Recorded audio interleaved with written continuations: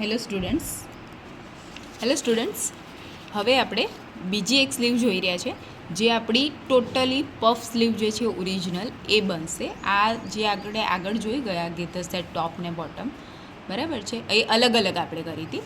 હવે આ જે સ્લીવ છે એમાં આપણે શું કરવાનું છે, gathers at top and bottom, જે આપણી પફ સ્લીવ બનશે, બરાબર છે. એના માટે આ રીતે આપણે માર્કિંગ કરી લઈશું. હવે આમાં શું કરવાનું છે, આમાં આપણે આખી જે સ્લીવ છે એને આ રીતે સ્લેશ કરવાની છે. મીન્સ કે પહેલાં આપણે જે કર્યું હતું એમાં શું કર્યું હતું, ખાલી ટોપમાં અને બોટમમાં કર્યું હતું. આમાં જે છે આપણે આખા સ્લેશ લઈ લઈશું, એટલે કે આખી સ્લીવ જ આપણી કટિંગ થશે.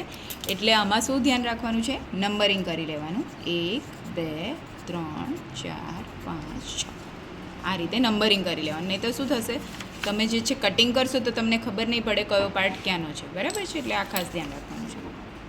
હવે આપણે એને આખું કટ કરી લઈશું. સેન્ટરનો ભાગ છે આપણો આ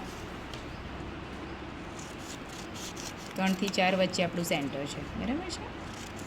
આ રીતે એને છૂટા પાડી લઈશું. જે આપણે માર્કિંગ કર્યું છે એને જ ખાલી આપણે કટ કરીશું.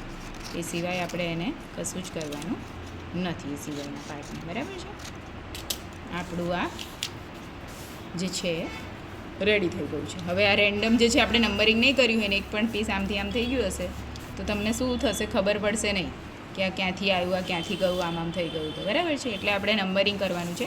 હવે એ નંબરિંગ પ્રમાણે આપણે આ રીતે ગોઠવી દેવાનું છે.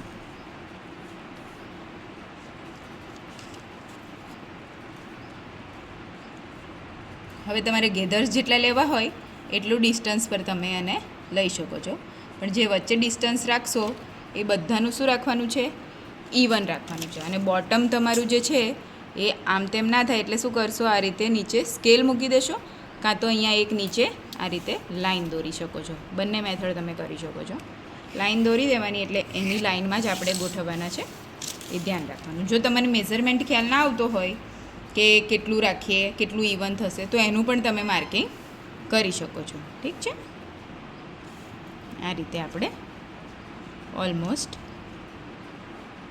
જે છે મેઝરમેન્ટ એક ઇવન લઈ લીધું છે. હવે શું કરીશું, એને ડ્રો કરીશું. બોટમ તો આપણે ડ્રો કરી દીધું છે, એટલે અહીંયાથી આપણે સ્ટાર્ટ કરીશું આ રીતે. અને જે આ શેપ છે એ આ રીતે જ કન્ટિન્યુઅસ લેવાનું છે આપણે, બરાબર છે. જોઈ શકો છો તમે આ રીતે આનું જે છે બોટમ એને ખસેડ્યા વગર આ રીતે, ઓકે. હવે અહીંયા આવી ગયું તો અહીંયા પણ આ રીતે. તો આપણું આ ડ્રો થઈ ગયું. ખસી જાય એવું લાગે તો તમે એને પિનઅપ કરી શકો છો, સેલો ટેપથી પણ મેનેજ કરી શકો છો. બંને રીતે તમે કરી શકો છો. હવે આ આપણી જે સ્લીવ બની એ બનશે gathers at top and bottom.